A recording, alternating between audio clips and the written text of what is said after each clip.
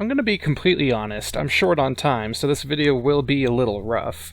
So with that established, today's video is all about overclocking, as part of a competition between me and some other retro PC YouTubers, namely Retro Adventure and Socket Sanctuary. The aim is to push a single-core CPU as far as possible, in pure clock speed and actual performance gains. I only have one system that's really capable of doing any overclocking, and that's the Socket 754 machine from 2 videos ago.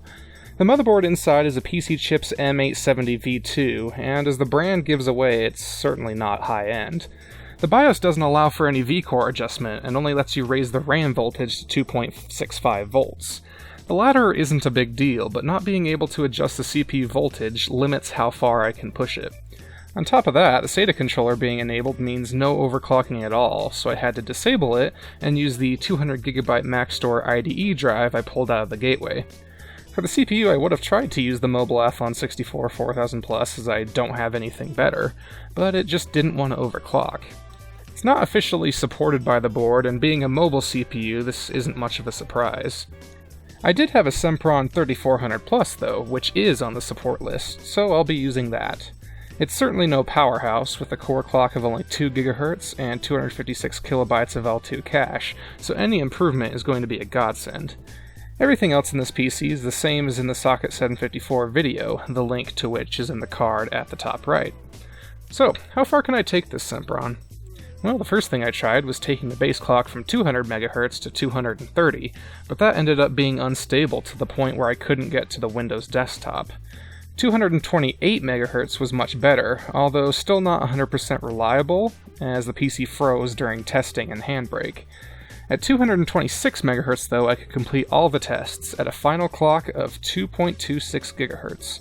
For a budget board with no V-core control, this is respectable, and it does make a noticeable difference to performance.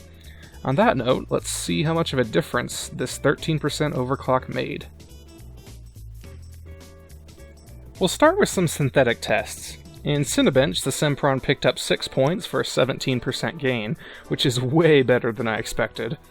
7-Zip gained 8.8% in the built-in benchmark, and Handbrake somehow improved by nearly 20%. In terms of time to render, that's going from 3 hours to 2.5.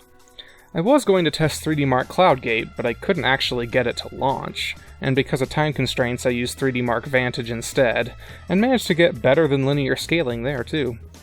Moving on to some games, World of Tanks gained nearly 20% to the average frame rate, and it stuttered significantly less. League of Legends was definitely hit and miss on the Sempron. The average FPS jumped by a lot, but tested in a 5v5 match, so that's more due to variance in the matches themselves than the performance of the CPU. On top of that, even with the overclock, the frame rate came crashing down during skirmishes, so I'd call League unplayable on this Sempron. The last game on the list to test was CSGO, but there's just one problem. I couldn't actually get it to work properly. The menu would bounce around between 0 and 1 FPS to the point where I couldn't do anything, and in the interest of time I had to take the L. Somehow, this little trooper managed to get better than linear scaling in almost all of the tests I did.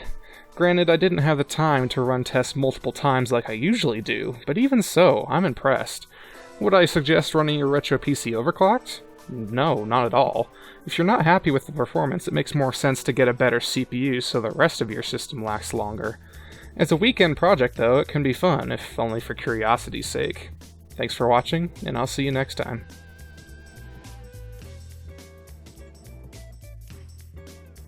And if you'd like to see the videos from Socket Sanctuary and Retro Adventure, the links are in the description.